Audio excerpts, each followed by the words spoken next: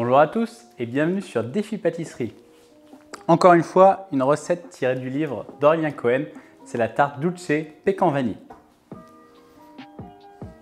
J'ai sorti le beurre 2 heures avant, donc sur cette étape, vous pouvez aussi utiliser votre robot avec la feuille.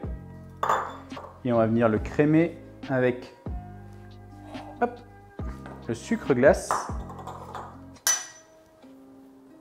qu'on va mélanger doucement pour éviter que le sucre glace ne sorte trop du bol. Et comme le beurre est bien mou, le sucre glace va vite s'incorporer. Si votre beurre est trop dur, vous pouvez le passer quelques secondes au micro-ondes.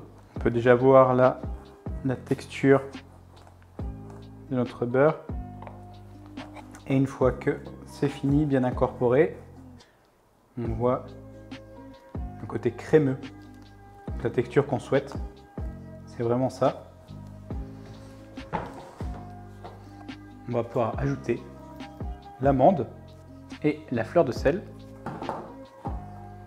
Pareil, une fois que le mélange est homogène, on rajoute nos 2 œufs.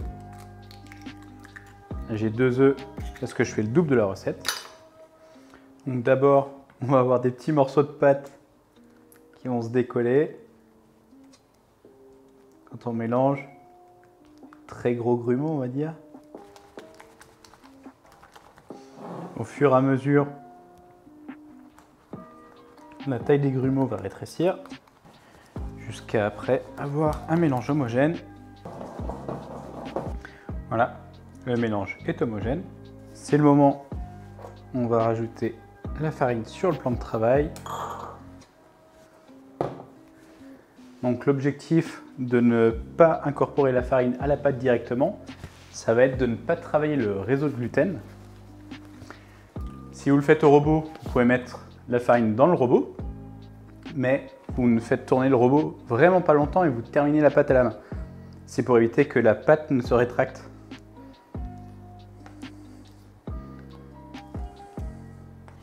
Et maintenant, on va utiliser notre corne. Hop. On recouvre et on vient couper notre pâte, ce qui va venir incorporer progressivement notre farine dans la pâte.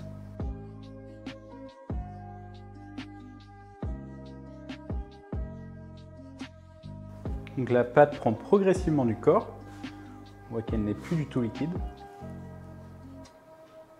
Des gros, vraiment gros morceaux. Mais on n'a toujours pas travaillé le réseau de gluten, qu'on ne fait que incorporer, on ne fait que couper la pâte.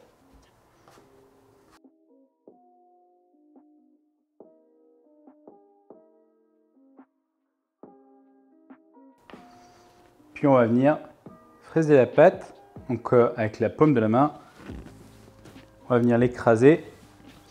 Ça va faire le dernier mélange. On voit que c'est uniforme, donc la pâte est belle. On n'a pas de morceaux de beurre qui traînent, pas de morceaux de farine. Donc elle est terminée. On va pouvoir la filmer au contact et la laisser reposer 1 à 2 heures au frigo. On va pouvoir abaisser notre pâte. Je vais utiliser des cales de 3 mm. Je vais aussi en faire des abaisses de 2 mm pour vous montrer la différence pour la cuisson. Vous pouvez utiliser du papier cuisson. Ça évite de mettre de la farine en plus sur la pâte. Moi j'ai des feuilles de silicone. Ça marche aussi très bien.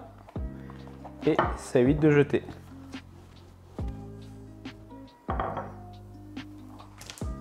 Et nous voilà avec une belle abaisse, donc 3 mm. Je vais refaire juste exactement la même chose et après je vais empiler les pâtes.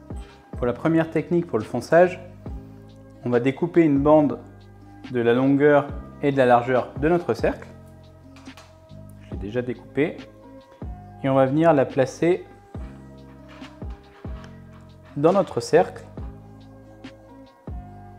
Donc sur la partie du raccord, on appuie légèrement pour que la pâte colle bien au bord.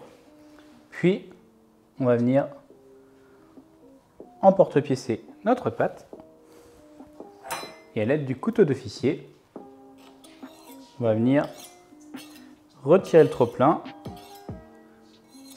toujours de l'intérieur vers l'extérieur. Puis on va pouvoir récupérer notre tartelette. Prendre une petite spatule. Donc si votre pâte est très froide, elle tiendra sans problème. Hop, temps de mise en place, ça a déjà réchauffé. Pour la deuxième technique, on vient en porte-pied, c'est un grand cercle. Et on va venir foncer notre pâte. Donc on la met à l'intérieur de notre moule. Et on va venir descendre la pâte pour former un angle droit avec le fond.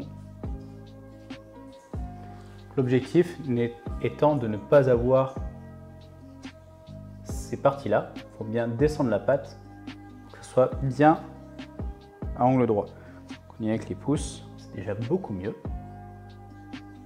Et comme la précédente, on va venir retirer le trop-plein et on recommence l'opération avec toutes nos tartelettes. On va commencer par faire chauffer notre crème avec notre demi-gousse de vanille. Maintenant que la crème est bouillante, on va couper le feu et on va laisser infuser pendant 10 minutes. Après avoir fait infuser pendant 10 minutes, on remet la crème à chauffer et on va venir retirer notre gousse. Maintenant que la crème est bouillante, on va pouvoir ajouter notre gélatine. Qu'on les sort bien, on va rajouter de l'eau. Et une fois que la gélatine a fondu, on va pouvoir verser notre crème chaude sur notre chocolat blanc. Il va doucement fondre. On va pouvoir remuer avec la maryse. Notre chocolat est pratiquement fondu. Je vais verser la préparation dans un récipient haut et je vais ajouter la crème froide. Un petit coup de mixeur plongeant et on va réserver notre ganache dans un récipient à fond large. On n'oublie pas de filmer au contact pour éviter qu'une peau ne se forme à la surface. Et on va laisser la ganache pendant au moins 8 heures au réfrigérateur. On va commencer par faire chauffer notre sucre avec la crème. Je fais ma pesée avec la cuillère dans la casserole pour connaître le poids de la cuillère. Car à chaque fois qu'on prend du miel ou ce genre de texture, il y en a toujours plein après la cuillère. Comme ça, pas de gâchis. Avec la chaleur, de toute façon, il va se diluer. On va faire chauffer notre crème jusqu'à ce qu'elle soit frémissante pour après la verser sur notre chocolat. Je vais vite fait mettre mon chocolat au micro-ondes. Le chocolat a commencé à ramollir. Je refais chauffer la crème. Bien sûr, faire chauffer le chocolat avant, c'est mieux. Et maintenant, on va pouvoir verser en 3 fois sur notre chocolat.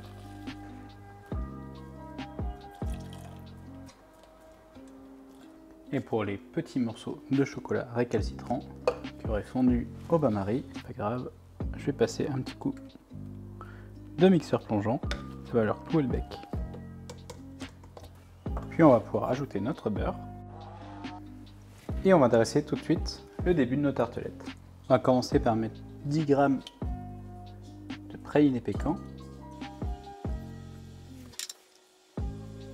Puis on va couler notre ganache encore tiède.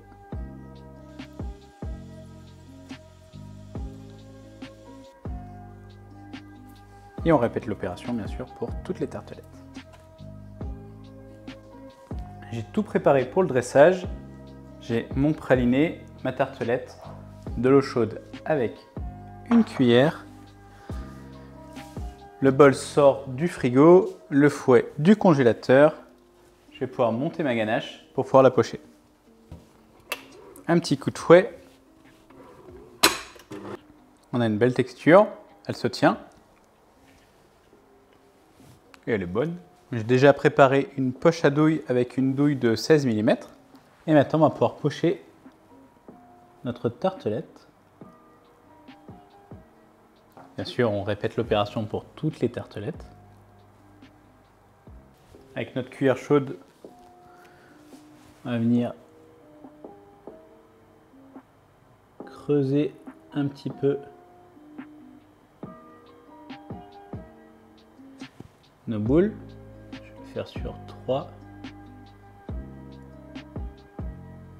Si vous avez une cuillère à pomme parisienne, je crois que ça s'appelle, pour faire des boules de melon, ça sera beaucoup plus facile. Surtout, ça prendra moins de temps, je pense. Puis on va pouvoir mettre un petit peu de praliné.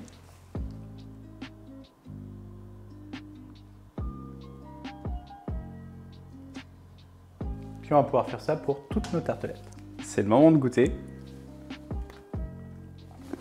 C'est super bon. On a toutes les couches. Praliné, le chocolat, la ganache à la vanille. Je vais me régaler pour le dessert.